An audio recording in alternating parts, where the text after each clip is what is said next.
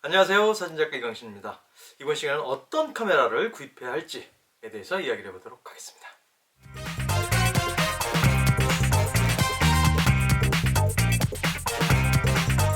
많은 분들이 카메라를 구입할 때 굉장히 많은 생각을 하고 많은 고민을 하고 구입을 할 거라고 생각을 합니다. 저 역시도 마찬가지고 카메라 하나를 살 때 손쉽게 살 수 있는 사람들이 많지는 않겠죠. 가격이 뭐 싸다고 해도 뭐 우리가 슈퍼에서 물건 하나 둘 사는 것처럼 그렇게 만만하게 살 수 있는 금액들은 아니니까요. 더구나 좀 큰맘 먹고 제대로 된 카메라를 구입하겠다고 마음을 먹는 순간 굉장히 머릿속은 복잡해지기 시작하죠. 도대체 어떤 카메라를 구입해야 할까요? 많은 분들이 저에게 질문하는 것 중에 가장 많은 퍼센테이지를 차지하는 1위가 바로 카메라 어떤 거 사야 돼요? 라는 질문입니다. 하지만 저는 카메라를 파는 사람이 아니고 뭐 카메라를 연구하는 사람도 아니고 사진을 찍는 사람이기 때문에 사실 시중에 나와 있는 카메라들의 종류를 다 알지도 못할 뿐더러 일반적으로 제가 쓰는 카메라에 대한 장단점은 알고 있지만 타 브랜드나 뭐 다른 기종들에 대해서는 거의 지식이 없다고 봐도 무방할 것 같아요. 새로 나온 기종들 같은 경우에는 어떤 분들이나 저나 같은 상태에서 그 카메라를 접하기 때문에 사실 어떤 카메라를 사야 되는지 저희 물어보는 질문이 제일 난감한 상태이긴 해요. 그럴 때마다 제가 해주는 말이 있습니다.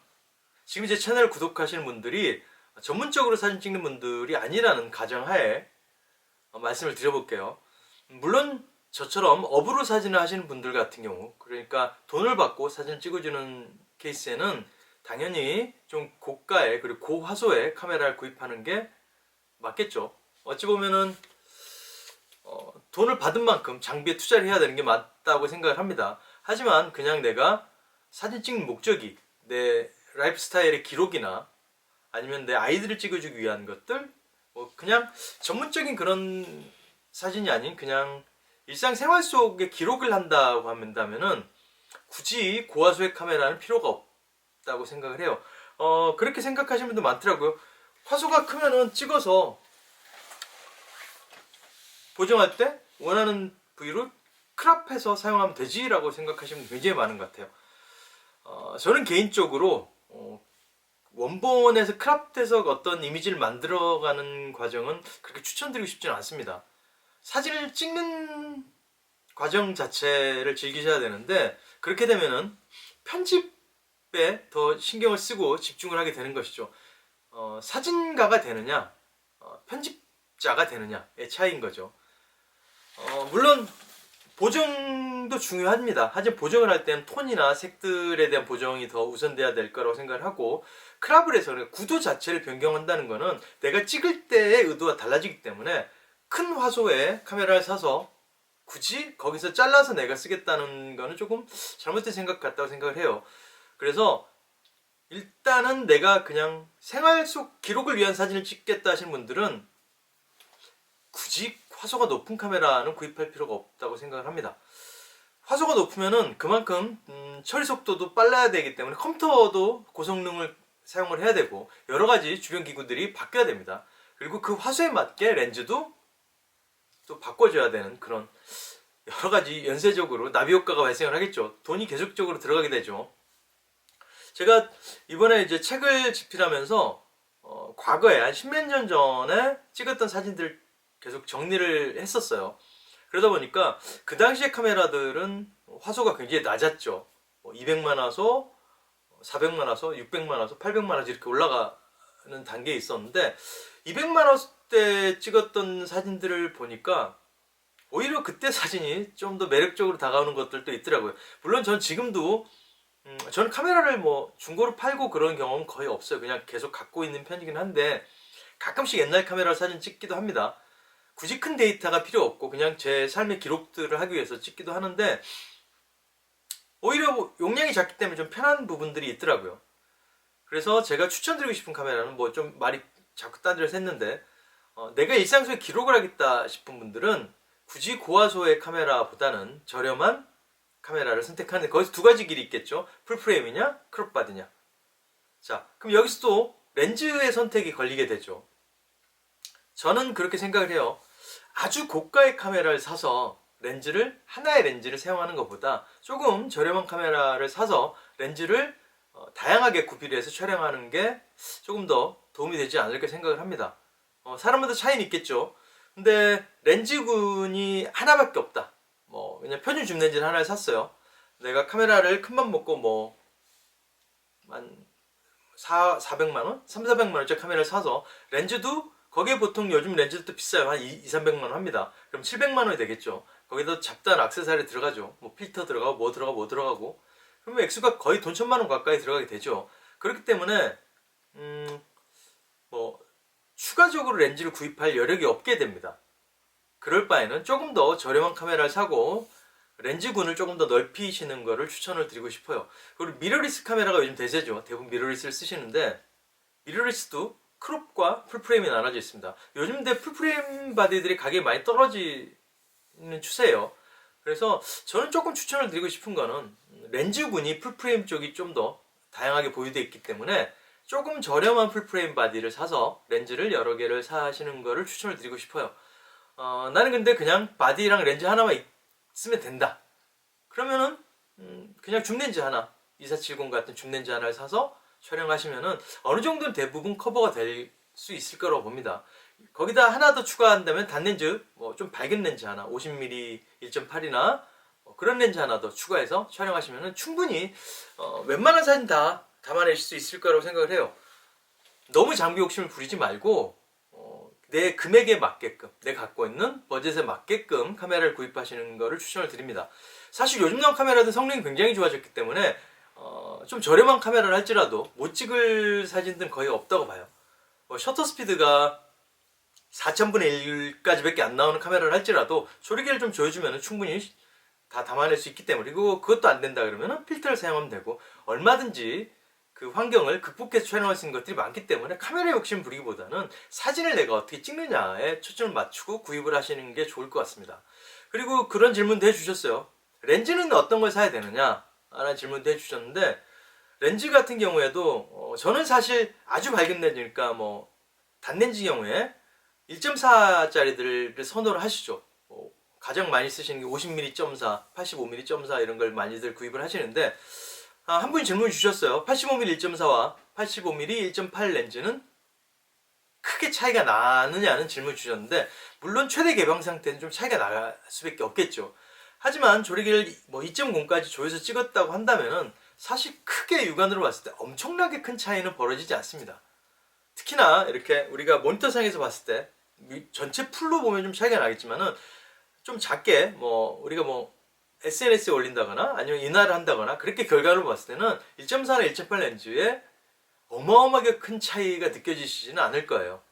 그렇기 때문에 굳이 몇 배 되는 돈을 몇 배나 되는 돈을 주고 1.4 렌즈를 구입하시는 거는 글쎄요, 생각해 보시는 게 좋지 않을까 싶습니다. 물론 여유가 된다면은 밝은 렌즈를 사용하시는 게 좋겠죠. 하지만 내가 금전적 여유가 되지 않는데 무리해서 그 렌즈를 구입할 필요는 없다는 얘기죠. 그리고 굉장히 요즘은 서드 파티션 렌즈들도 많이 나와 있기 때문에 그런 걸 활용하시는 것도 좋은 방법이 될 수 있습니다. 굳이 내가 니콘이면 니콘, 소니면 소니, 캐논의 렌즈를 쓰는 것이 물론 좋겠지만 그 외의 렌즈들을 써도 충분히 내가 담을 수 있는 사진 다 담을 수가 있습니다. 저는 그렇게 생각을 해요. 목 사이트를 들어봤더니 너무 장비 수치와 장비에 너무 연연하시는 분들이 많은 것 같더라고요. 색수차가 어떻고 왜곡률이 어떻고 굉장히 디테일하게 수치를 분석해서 평가를 해 놓으셨는데, 저는 사실 굉장히 오래 찍어왔지만은 저는 아직 그 수치들의 차이를 잘 못 느끼고 촬영을 하고 있어요. 사실 사진을 보면서 이렇게 전체적으로 구석구석 데이터를 보면서 사진을 보지는 않죠. 저는 늘 그렇게 얘기를 합니다. 숲을 보라고, 나무를 보지 말고. 우리가 숲을 볼 때 나무가지에 어느 부분이 썩었는지가 보이지는 않습니다. 하지만 나무 하나하나를 보다 보면은 굉장히 벌레 먹은 나무도 있을 것이고 잎이 떨어진 나무도 있을 것이고, 하지만 그런 것들이 전체 숲을 구성하는 데 있어서 크게 영향을 미치지는 않기 때문에 내 장비가 열악해서 사진이 이상해 라는 말은 아닌 것 같아요. 제가 주력으로 쓰는 렌즈들은 굳이 그렇게 밝은 렌즈가 필요가 없기 때문에 저는 거의 1.8, 1.5짜리 렌즈를 쓰고 있고, 물론 1.4 렌즈도 가지고 있기는 합니다. 하지만은 제가 최대 개방으로 사진 찍을 일이 별로 없기 때문에 그런 렌즈보다는 그냥 한 단계 조금 윗조리게 1.8만 하시더라도 가격이 엄청나게 떨어지게 되기 때문에 그 렌즈를 구입하여 촬영하시는 것을 추천을 드리고 싶습니다. 다시 돌아서, 자, 그럼 카메라를 구입할 때 무엇을 봐야 되느냐? 뭐 여러 가지가 있죠. 셔터 스피드가 8000분의 1까지 나오는 카메라 있고, 요즘 요즘 나온 카메라 훨씬 더 많이 나오죠. 이번에 신형 보니까 뭐 엄청나게 빠른 셔터 스피드도 나오고 하는데, 실질적으로 우리가 뭐 스포츠 사진을 찍겠다, 막 역동적으로 움직이는 걸 찍을 경우 아니고는 그 정도의 셔터 스피드는 필요가 없죠. 그리고 또 연사 기능도 많이들 생각을 하실 거예요. 뭐 초당 22연사, 12연사, 8연사, 6연사 금액에 따라서 달라지게 됩니다. 우리가 상식적으로 생각해 볼 때 내가 과연 22연사, 1초에 22연사나 1초에 16연사가 필요한가를 생각해 보시는 것도 좋을 것 같아요. 대부분의 경우에 그게 필요가 없는 경우가 많죠.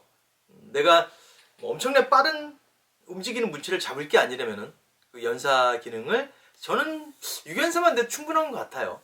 그럼 도대체 뭘 사야 되느냐? 내 돈에 맞는 카메라를 사시면 됩니다. 그냥 조금 저렴한 카메라가, 그리고 조금 작은 카메라가 좋을 것 같습니다. 나는 한 달에 정해놓고 무슨 날에, 특정한 날에 출사를 가서 촬영할 거야. 그래서 어마어마한 퀄리티의 사진을 담아낼 거야 라는 분들은 좀 고가의 카메라를 사서 촬영하시는 것도 좋겠죠. 하지만 일반적으로 내 라이프 스타일을 기록하고 생활을 담아내는 그런 분들이라면은 사실 글쎄요, 고화소의 카메라보다는 좀 작고 매일 갖고 다니기 편한 카메라를 구입을 하시라고 추천을 드리고 싶습니다. 브랜드는 어느 브랜드가 상관없습니다. 내가 사용하고 있는 카메라가 최고의 카메라인 거죠. 제가 누누이 말씀드리지만 세상에 나쁜 카메라는 없습니다. 내가 쓰는 카메라가 최고의 카메라가 되기 때문에 어떤 카메라를 쓰느냐보다 어떻게 찍느냐를 항상 먼저 염두에 두시고 카메라를 구입하시면 될 것 같아요. 저는 요즘 가장 많이 쓰는 카메라는 지금 저를 찍고 있는 미러리스 크롭바디의 카메라입니다. 왜냐하면 작고 가볍기 때문에 제 일을 하면서 쓰는 카메라, 물론 큰 카메라를 사용을 하죠. 그건 일이고, 제 생활 속의 카메라는 지금 저를 찍고 있는, 지금 유튜브를 찍고 있는 저 카메라 이만합니다. 이만하고 렌즈도 35mm 그냥 조그만 중국제 브랜드의 저렴한 렌즈를 하나 물려서 촬영을 하고 있는데, 늘 갖고 다닐 수 있는 카메라가 최고의 카메라 아닐까요? 카메라를 구입하신다면은 망설이지 마시고 내 주머니 사정에 맞고 늘 가지고 다닐 수 있는 카메라를 선택하시는 게 좋지 않을까요? 물론 지금까지 그런 카메라를 썼으니까 조금 더 나은 카메라를 사용해보고 싶다 하시는 분들은 예입니다. 내가 정말 하이엔드 카메라를 사용하고 싶다고 하시면은 제가 추천드리는 방법은 그런 방법이에요. 나는 정말 카메라를 좀 공부하고 싶고 카메라의 테크닉을 전부 다 알고 싶다는 분들은 최신형의 중급기를 사는 것보다 과거에 나왔던 최고급 기종을 중고로 구입하시는 것도 하나의 좋은 방법이 될 수 있을 거라 생각합니다. 카메라 구입에는 여러 가지 방법이 있겠지만은 저는 그냥 제가 생각하는 것들에 대해서 말씀드렸기 때문에 이게 정답은 아닙니다. 하지만 조금 추천드리고 싶을 만한 방법일 수는 있을 것 같아요. 어떤 카메라를 사건, 어떤 카메라를 이용하건 여러분들이 찍고 싶은 사진들, 그리고 여러분들이 만들어 놓으신 이미지들을 잘 만들어서 좋은 그리고 즐거운 사진 생활을 즐겨보시기를 바라겠습니다. 이제 곧 봄이 오고 야외로 나가서 사진 찍을 수 있는 일들이 많아지는 시즌이 오기 때문에 카메라 지금 많이들 구입하시는 것 같아요. 구입하실 때는 망설이고 구입하시지 마시고 내가 사고 싶으면 일단 사세요. 일찍 사서 일찍 쓰는 게 본전 뽑는 일이라 생각하시면 됩니다. 계속 기다리다 보면은 계속 더 좋은 신제품들이 나오고 결국은 구입을 하지 못하게 되는 것이죠. 그만큼 사진을 찍을 수 있는 기회는 줄어들게 되는 거기 때문에 일단 지르고 싶으면 지르세요. 하지만 조금 더 합리적인 소비를 했으면 좋겠습니다. 자, 좀 도움이 되셨나 모르겠습니다. 저는 다음 시간에 조금 더 나은 컨텐츠로 돌아오도록 하겠습니다. 구독과 좋아요 아시죠?